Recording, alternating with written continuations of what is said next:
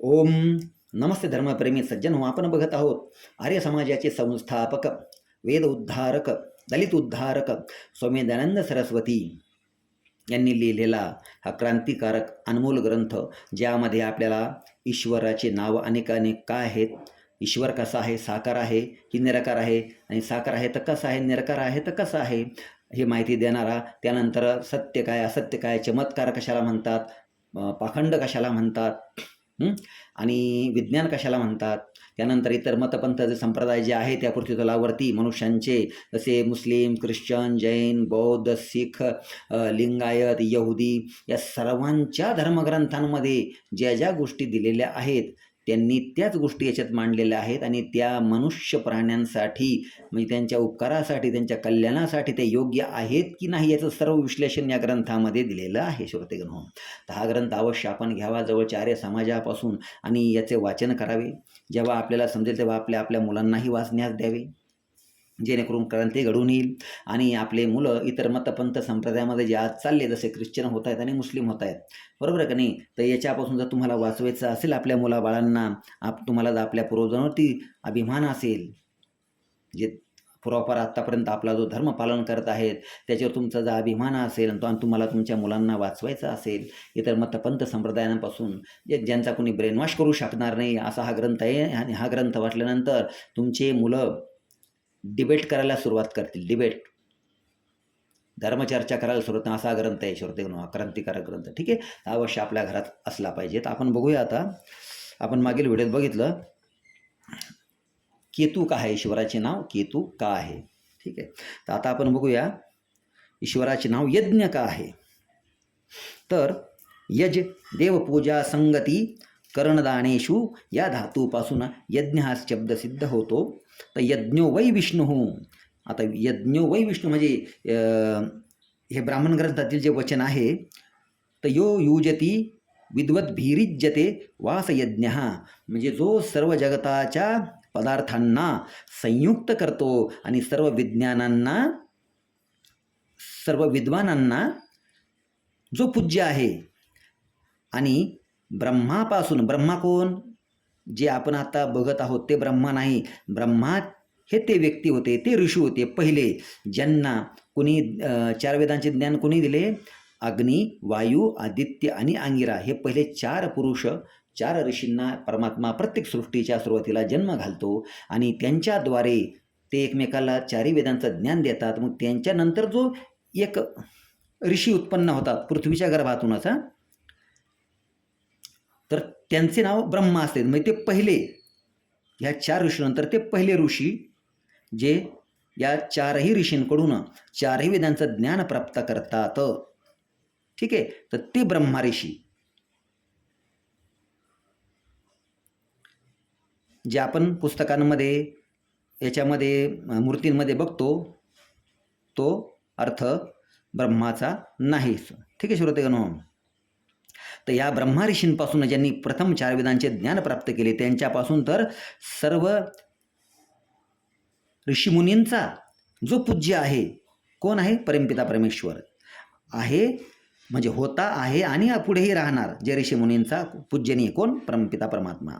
तर या कारणामुळे त्या परमात्म्याचे नाव यज्ञ असे आहे, कारण तो सर्वत्र व्यापक आहे. कारण आपण जेव्हा घरामध्ये यज्ञ करतो, तर जेव्हा त्या यज्ञामध्ये जे जे आपण हवन करतो, हवी टाकतो, ज्या ज्या पदार्थांची, तूप वगैरे, अजून ज्या जडीबुटी टाकतो, त्या सर्व जेव्हा अग्नीमध्ये आपण स्वाहा करतो, त्याच्यानंतर जे आपल्या वातावरणामध्ये हे सूक्ष्मकण, अग्नीचे कण, जलकण पसरतात, ते या वातावरणातील सर्व मनुष्य प्राण्यांना, कीटक, पशुपक्षी प्राण्यांना जे घातक आहेत, त्या सर्व जीवाणू आणि विषाणूंचा नायनाट करणारा हा यज्ञ असल्या कारणामुळे हा यज्ञ आपण अवश्य करायला हवा. ठीक आहे, म्हणून त्याला काय म्हणतात, तो सर्वत्र व्यापक आहे. जिथपर्यंत या केलेल्या यज्ञाची ते सूक्ष्म जलकण, अग्निकण पोहोचतात, तिथपर्यंत वातावरण शुद्ध करण्याचं काम आपला केलेला होम करतो. ठीक आहे, तर आता आपण बघत आहोत की ईश्वराचे नाव यज्ञ काय, कारण तो काय आहे, सर्वत्र व्यापक आहे. तो सर्व जगताचं काय कल्याण करणार आहे, सर्व रोगांपासून आपल्याला वाचवणार आहे. तरी पण आपण आपल्या कर्माने हे सर्व दुःख भोगतो. आपण घरामध्ये यज्ञच करत नाही. ज्याच्या घरामध्ये रोज का होईना, रोज नाही तर त्याला 2 दिवसाआड 3 दिवसाआड हप्त्यातून एकदा का होईना पण हवन करायलाच हवं. स्वतः हवन करायचं शिकायचं. हवन माहीत नसेल तर आम्ही सांगतो की फक्त आपण सामान घेऊन यायचं आणि सामान ओरिजिनल तुम्हाला फक्त आर्य समाजाकडेच मिळेल. यज्ञाचे खरे सामान, जडीबुटी काय काय टाकले जातात ते, ठीक आहे. इतरून जर तुम्हाला नसेल उपलब्ध तर जे आहे त्याच्यामध्ये काम चालवून घ्यायचं. पण तूप पाहिजे, आपल्या गाईचं तूप, म्हशीचं तूप वापरू नये.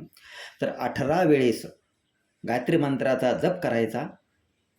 जप अर्थात 18 वेळेस आहुती द्यायची, नाही का. ओम भूर्भुवः स्वः तत्सवितुर्वरेण्यं भर्गो देवस्य धीमहि धियो यो नः प्रचोदयात् स्वाहा, असे 18 वेळेस तुपाची आहुती द्यायची. आणि सोबत त्या जे जडीबुटीची सामग्री असते तिची आहुती देत राहायची 18 वेळेस. आणि अशा प्रकारे आपल्या घरात छोटासा यज्ञ आपण संपन्न करू शकता, ठीक आहे. ज्याने तुमच्या घरातील नकारात्मक ऊर्जाही दूर होईल, सकारात्मक ऊर्जेचा प्रवेश होईल आणि इतर वातावरणातील जे रोग जंतू आहेत आपल्या आसपास त्याच्यापासून आपलं रक्षण होईल. तर हे 2 टाईम करायला काही अवघड नाही आहे. फक्त रात्री झोपायची वेळ बदलायची, सकाळी उठण्याची वेळ बदलायची, बस. मग या यज्ञाद्वारे आपलं कल्याण होऊ शकतं. तर आपण बघत आहोत ईश्वराचे नाव यज्ञ का असे आहे, तर जो सर्व जगतातील पदार्थांना संयुक्त करतो आणि ब्रह्मापासून सर्व ऋषी मुनी विद्वान वगैरे सर्वांना जो पूज्य आहे आणि जो सदैव पूजनीय असणारच आहे, त्या परमेश्वराला यज्ञ असे नाव आहे. आणि तो सर्वत्र व्यापक आहे असल्या कारणामुळे ही त्याला यज्ञ असे म्हणतात. कोणाला? ईश्वराचे नाव यज्ञ ही आहे, ठीक आहे श्रोतेगण. तर पुढे बघूया आपण. हुदानादनयोः आदाने त्यत्येके, हुदानादनयोः आदाने चेत्यके या धातूपासून होता हा शब्द सिद्ध होतो. तर यो जुहोती स होता, जो जीवांना देण्यायोग्य पदार्थांचा जो दाता आहे, म्हणजे आपण जे जे पदार्थ आता इथं उपभोगत आहोत या सर्वांचा जो दाता आहे आणि ग्रहण करण्यायोग्य का ग्राहक आहे, म्हणजे ग्रहण करण्यायोग्य सुग्राहक आहे. म्हणजे ग्रहण करण्यायोग्य का जो ग्राहक आहे, म्हणजे ग्रहण करणं, आपण त्याची ग्रहण करतो, म्हणजे आपण त्याची उपासना करण्यासाठी आपण त्याची उपासना करतो. आणि त्या कारणामुळे तो काय करतो, तो आपला ग्राहक आहे, तो आपल्याकडून ती उपासना स्वीकार करतो, बरोबर की नाही. हां, तो जो ग्रहण करण्यायोग्यों का ग्राहक आहे, यावरून त्या ईश्वराचे नाव होता असे आहे. म्हणजे जीवांना देण्यास योग्य असे पदार्थ त्यास तो देतो परमेश्वर आपल्याला, बरोबर की नाही. आणि ग्रहण करण्यास योग्य पदार्थांचे ग्रहण करतो, म्हणजे त्याला जे योग्य तोच तो घेतो ना. जसं आपण हवन वगैरे करतो त्याच्यातून जे त्याला मिळतं, ऊर्जा मिळते ना ईश्वराला, म्हणजे संपूर्ण हे वातावरण शुद्ध होण्यास मदत होते. तर तो सर्वांना म्हणजे जीवांना देण्यास योग्य असे पदार्थ तो आपल्या जीवांना देतो आणि ग्रहण करण्यास योग्य पदार्थांचे ग्रहण करतो, म्हणून त्या ईश्वराला होता असे म्हणतात. आता बघूया बंधने या धातूपासून बंधू शब्द सिद्ध होतो. तर ह्या स्वमिन चराचरम जगत बध्नाती बंधुवत धर्मात्मनाम सुखाय सहायो वा वर्तते स बंधू. तर ज्याने आपल्यामध्ये सर्व लोकांतरांना नियमांमध्ये बद्ध करून ठेवलेले आहे आणि सहोदरासमान सहाय्यक आहे. या कारणामुळे आपली परिधी आणि नियमांचं उल्लंघन कोणीही करू शकत नाही. कुठला ग्रह करतो का नियमांचं उल्लंघन नाही. जसे आपला भ्राता भाऊ भाइयों का सहायकारी होत आहे, तसा भाऊ आपल्या भावांचा सहाय्यकारी असतो. त्याचप्रमाणे परमेश्वर सुद्धा ज्या पृथ्वीआदी लोकांचे धारण करणारा, रक्षण करणारा आणि सुख देणारा असल्या कारणामुळे ईश्वराचे एक नाव बंधू असेही आहे. म्हणजे ईश्वराने आपणामध्ये सर्व लोकांतरांना नियमांनी असे बांधून टाकलेले आहे की ते लोक आपापल्या परिधीचे आणि नियमांचे उल्लंघन करू शकत नाही आणि तो भावाप्रमाणे सर्वांना सुख देणारा असल्या कारणामुळे त्याला बंधू असे म्हणतात. श्रोतेगण हो, आपण एक बघितलंय की आपण इथं कुठलीच चाळचूळ जास्त करू शकत नाही, बरोबर की नाही ना. आपण इथून पृथ्वीवरून कुठे उडी मारू शकतो, आपली सीमा आहे, बरोबर आहे का नाही. बिगर याचं जाऊ शकतो का? समजा पॅराशूटशिवाय आपण खाली जंप घेऊ शकतो का? वरती जाऊ विमानाशिवाय आपण वरती जाऊ शकतो का? नाही.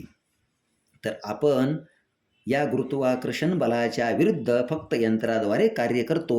आणि ते यंत्र जे बनवलेलं आहे ते आपले संशोधन असतं, निर्मिती नसते. म्हणजे आपण जे एखादं एरोप्लेन जे बनवलेलं आहे, जे आपण पाण्यातील जहाज बघतो, गाड्या मोटर बघतो, तर हे सर्व काय आहे?